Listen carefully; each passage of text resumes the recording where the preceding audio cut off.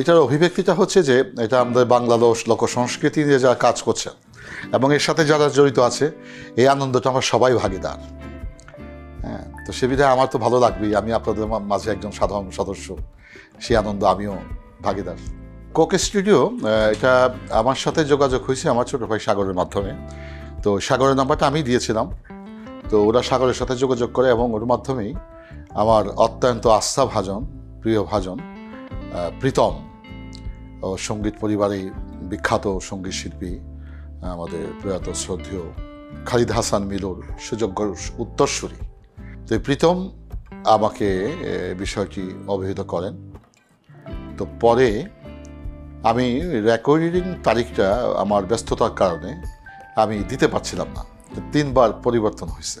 তো রাত্রে 11টায় ওর স্টুডিওতে গেলাম এবং সবচেয়ে যে বড় আনন্দ আমি পেলাম এবং আমার ভালোবাসাটুকু সেটা হচ্ছে প্রীতম আমাকে যেভাবে আমাকে গ্রহণ করলেন, বরণ করলেন, আমি অভিভূতর প্রতি। তো আমাকে নিয়ে বসালেন ওর স্টুডিওতে, তখন বললেন যে আমি এই করতে চাচ্ছি। তো আমি বললাম যে বাপ, আমি তো তোমার এই চাহিদা অনুযায়ী কাজটি করতে পারবো সেরকম সামর্থ্যযোগ্য ব্যক্তি নই, তবে তুমি আমাকে একটু সহযোগিতা এবং দোয়া করো যেন আমি করতে পারি। বলে আপনি অবশ্যই পারবেন, আমার বিশ্বাস। গানের রেকর্ডিং চলাকালীন সময় 2টা জায়গায় বেহালা প্লে করেছি, এটা হাই পার্ট এবং লো পার্ট, তারপরে ভোকালটা দিয়েছি। আমার কাজটা সর্বোচ্চ আধা ঘন্টার মধ্যে শেষ হয়ে গেল।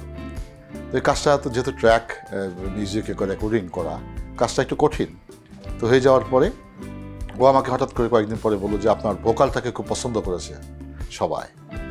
তো গানটা করলাম, করার পরে আমাদের ভিডিওর তারিখ হলো এফডিসিতে ধারণ করবে।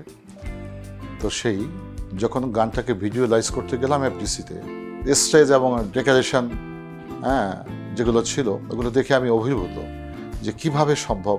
তারপরে এলো যে আমাদের হারিয়ে যাওয়া একটা সংস্কৃতি, ছাদ পেটানো গান। এই গানটি যখন আমি ওদের প্রথম শুনলাম, দেখলাম, বহুদিন ছোটোবেলায় শুনেছি, ওটা দেখার পরে মনে হয় যে আমি সে আদি আমলে চলে গেলাম। তো এটাও ভালো লেগেছে। তারপরে মিউজিশিয়ান যারা ছিল তাদের আন্তরিকতা কোনো কমতি ছিল না এবং প্রত্যেকটা মিউজিশিয়ান তারা ভালোবাসা থেকেই কাজটি করেছেন।